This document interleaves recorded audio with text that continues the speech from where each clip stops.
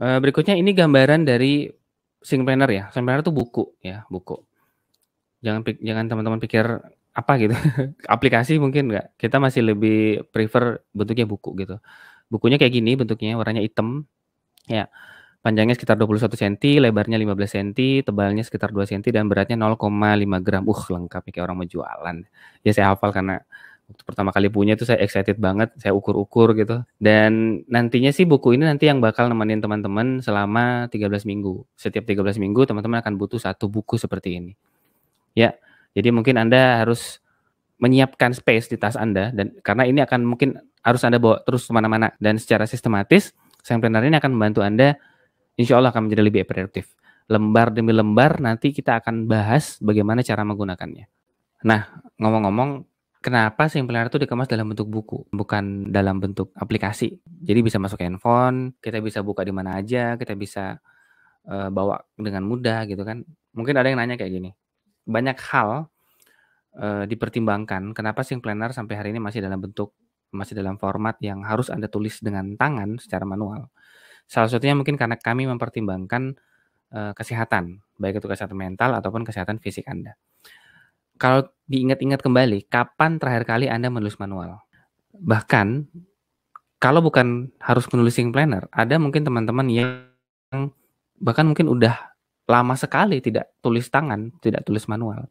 Nah, menjawab pertanyaan di atas, ada riset yang bagus banget 2014 yang lalu itu Docsmail. Docsmail itu dia perusahaan percetakan Inggris. Dia melakukan riset pada 2000 orang dan hasilnya menarik. Hasilnya adalah 1 dari 3 responden itu sama sekali tidak menulis tangan udah lebih dari 6 bulan ke belakang. Ini riset tahun 2014 loh. Dan rata-rata responden yang lainnya itu juga sudah tidak menulis, tapi kurang lebih 41 hari ke belakang rata-rata.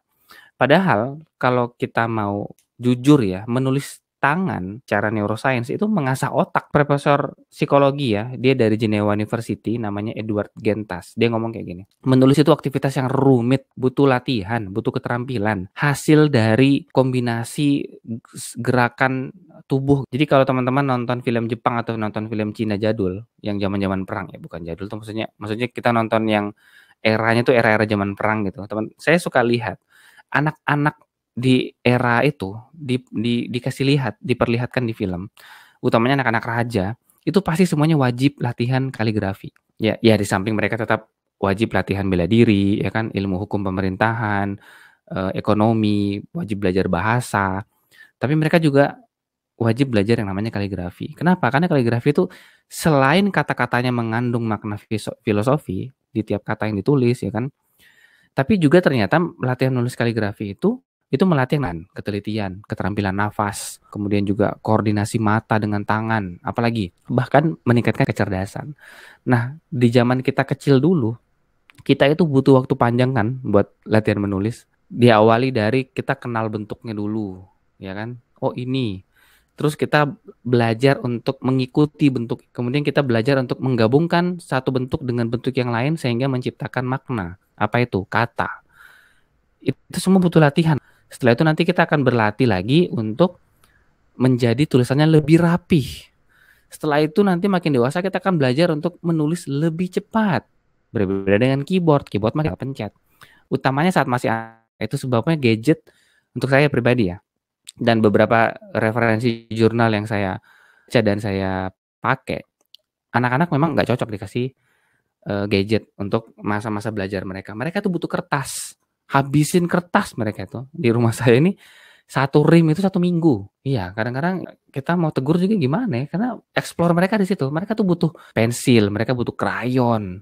Sejak kecil kita sebenarnya melatih motorik kita, otak, ya kan, tangan.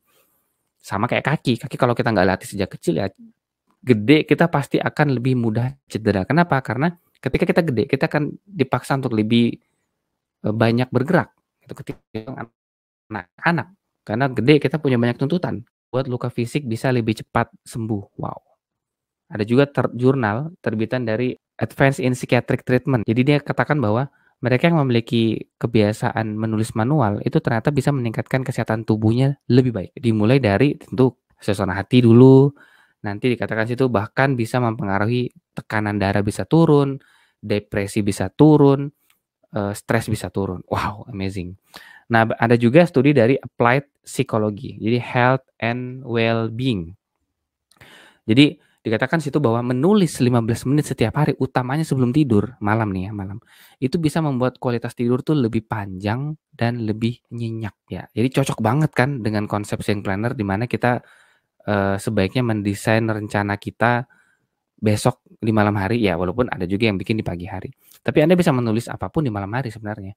Misalnya Anda menulis tentang apa yang Anda temukan, hal-hal menarik di seharian ini, atau Anda bisa tulis hal-hal dalam bentuk syukur Anda misalnya karena Anda sudah mendapatkan sesuatu yang baik hari ini, Anda menyelesaikan hal yang besar hari ini, atau Anda bersyukur karena bisa bertemu dengan orang-orang hebat hari ini, apapun. Intinya dikatakan di studi Health and Well-being tadi bahwa menulis 15 menit setiap hari, malam utamanya sebelum tidur, itu bisa membuat tidur kita lebih nyenyak dan lebih panjang.